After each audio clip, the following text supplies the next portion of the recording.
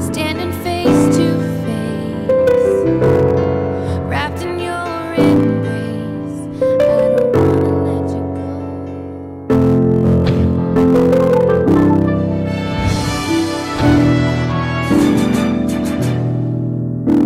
Hello everyone and welcome to the second episode of the Comic Book Showcase. My name is Jamie Hari, founder of the Marvel and DC databases. With me I've got Billy from the DC database. Hey Billy, what are you reading right now? Right now, I am reading old 80s issues of Batman and the Outsiders, which are like weirdly progressive for the time, but still kind of racist and sexist, and I'm loving that dichotomy. Fantastic. Rab, what are you checking out right now?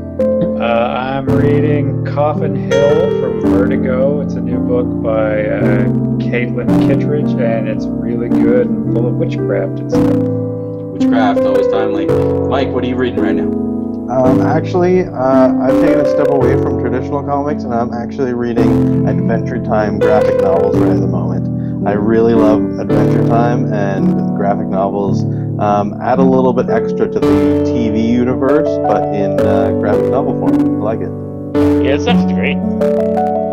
Very interesting. All right, so today we're actually going to just take a stab at a particular topic. It's somewhat repetitive and somewhat recurrent in both Marvel and DC universes, but it's very, very important right now and something that's going to surely get everyone's attention for the next few months, and that's the topic of death in comic books. Superior Spider-Man number 30 this week showed the revival and the return of Peter Parker to his own body in the apparent death of Otto Octavius, so the end of the reign of Doc Ock in Spider-Man's body.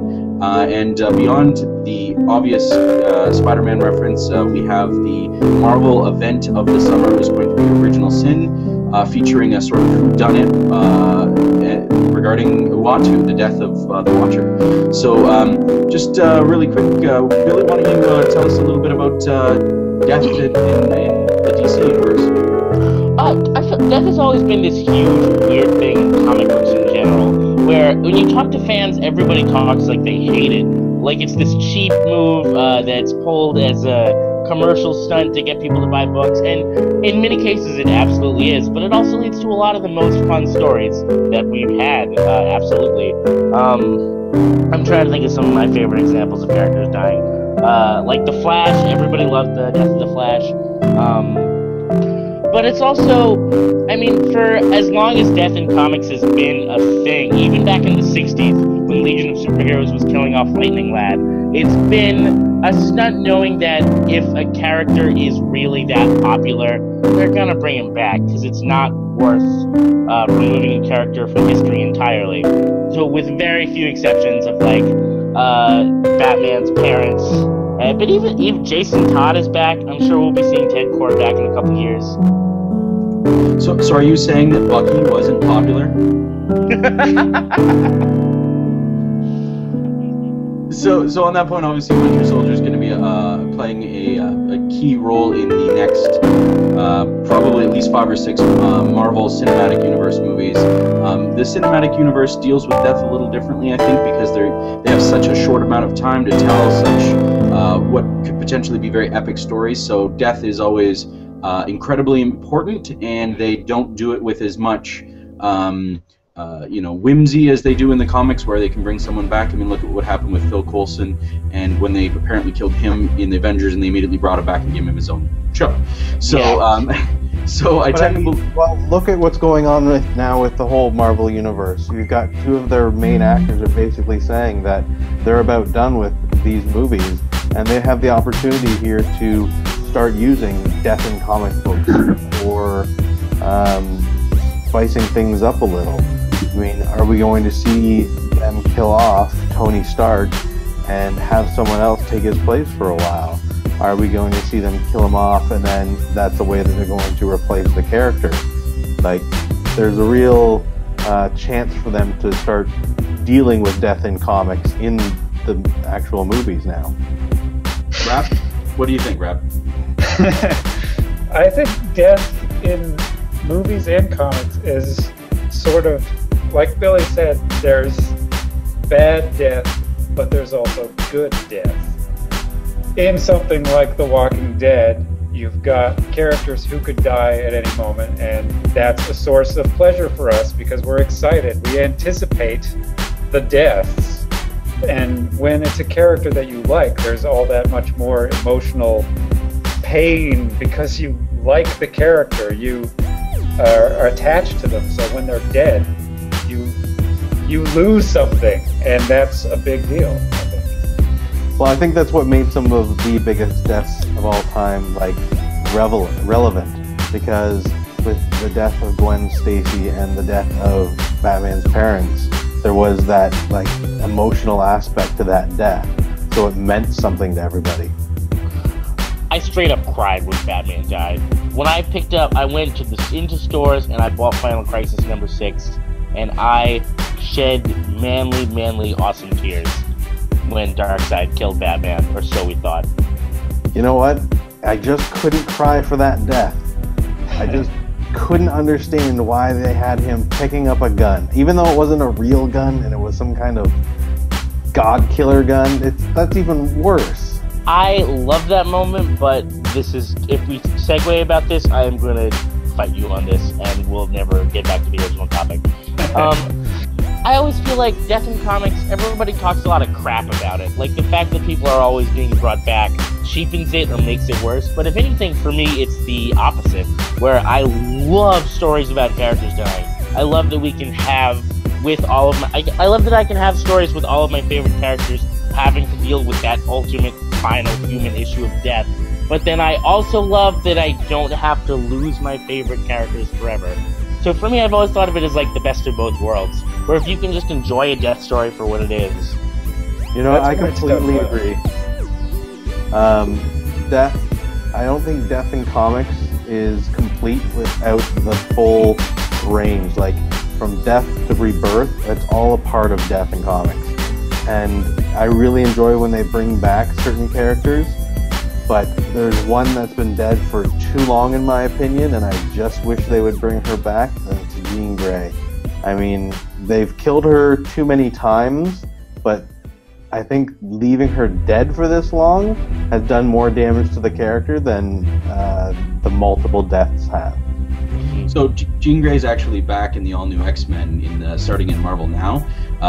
Technically, she's the Jean Grey of the past, but Beast had to go back in the past to rescue the whole original X-Men team in order to save the future, and so they brought her back in an interesting way. I think that's interesting. But just to sort of take a bit of a side note, one thing that I think that was always interesting that Marvel did was not only the What If series, which allowed the writers sort of creative freedom to sort of explore not necessarily just death, but alternate realities without having to live with the consequences of those choices, but also actually alternate universes like the Ultimate Universe or anything like that, where they do get to deal with the consequences in a longer term, but without disturbing what we'll call the main universe, or the fanboy, the status quo. The status quo.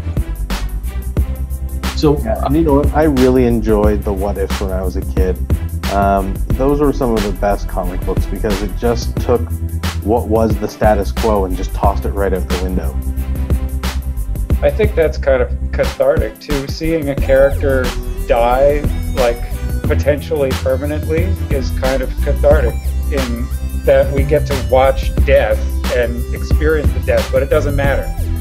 So, and there are books like, say, Suicide Squad at DC, where they sort of live on that juice, where you're thinking somebody's gonna die, and I'm so excited to see who could die, because they all have bombs in their neck, and somebody's got their finger on the button, and they're gonna say, if this guy steps out of line, he's dead. And so you're thinking, is this person gonna get their head exploded? And sometimes it's frustrating because you know they're not going to explode anybody's head, because they're all very important characters, because the Suicide Squad has grown to be this big deal. But in the earlier days, or in the earlier days of the New 52 even, people were dying left and right, and you're sort of excited by that potential for death. I love this. Everybody complains about like steelist fodder, or like in Crisis Stories, when you know they're gonna kill off a whole bunch of like old enemies of the atom from the early 70s, and I love those. I love seeing them bring closure to the polka dot man and the zebra man and the Condiment King. I love when you get closure on their stories and their goofy little wacky lives of crime end in horrible, horrifying tragedy as their skin gets melted off. Yeah, Their family is set on fire. if this character is someone you don't care about, then in some event they're gonna spray blood everywhere. Yeah. But you know what? I really enjoy when certain writers will do a limited series or graphic novel event where they kill off a major character, and it's only supposed to be meant for that. And the way what I'm going with here is with the Killing Joke. You know, it's been said that maybe the Joker died at the end. You know, I think that it'd be good if it's left like that, but they decide, you know, that it was not supposed to be canon, now it's canon, and they pick out parts that they want to use in other stories, continuing on, and it just kind of, I don't know, can hurt death more that way. Well, in that case, I think somebody just proved that recently, where they looked at the actual script that Alan Moore had written, and it was clear that, although it comes off ambiguous in the actual panels, Alan Moore definitely intended for them to be laughing, not for Batman to be strangling the Joker. So another an interesting point is Damian Wayne's death and sort of the repercussions of that. Billy, what do you think about the whole Damian Wayne situation? I was very mad about that, and I feel like not a lot of people, not as many people were reading that series as they should have been at the time, because Batman Incorporated is some of the best comics DC's been putting out in the last 10 years. But Grant Morrison's stuff is so, he's been building this like singular epic since 2006, 2007, and a lot of it doesn't make sense unless you've been reading it for that long. But the Damian Wayne thing, if anything, like we always talk about characters coming back because they have to maintain the status quo, and this is kind of a weird example of the opposite happening, where for Batman it seems like to maintain his status quo, instead of characters having to come back, people have to die all the time. If Batman meets a new person who he falls in love with, something terrible has to happen to that girl. Either they're evil, or they get brainwashed, or they get traumatized, or the Joker does something weird to their feet. But it's always something. And so for Damian Wayne, Grant Morrison talked about the reason he felt like he had to kill Damian was that he didn't want Batman to be too tied down to the continuity he had created. He felt it was like, he felt it was like borrowing a car, and he wanted to return it in the same condition that it was given to him. Hitting the reset button, yeah. Yeah, it's another example of a reset button. But at the same time, they haven't done that because, well, they have, but they haven't, because his death has had sort of lasting effects in the DCU, where, say, in Batman and Robin, or, well, in all the titles at first, they had the Requiem issues, where they had each character dealing with his death in a personal kind of way for one issue, except in the few issues where they did a really crappy job of it. But the one that was the most touching, I guess you could say, was Batman and Robin 18, which was a silent issue, and they had this really strongly emotional story of Bruce dealing with Damian's death, the death of his son, without saying anything. It's just a lot of people looking really sad, and you feel really sad as you read it because it's touching. But after that issue, the title, they changed the title of the book so that it would be Batman and Ellipsis instead of Batman and Robin. So now it's Batman and Nightwing, Batman and Catwoman, Batman and Aquaman, and it builds this anticipation, even though Grant Morrison says he meant to kill Damian from the very beginning. There's this anticipation that the title's going to go back to Batman and Robin, because you just know the status quo is Batman and Robin. So I'm definitely very surprised that we haven't seen a Robin come back yet. I know they were teasing Carrie Kelly from Dark Knight Returns for a while. Yeah. But they haven't really given us options. Like, they showed us Harper Row, and we all thought Harper Row was going to be the next Robin, but then she turns out to be something else, which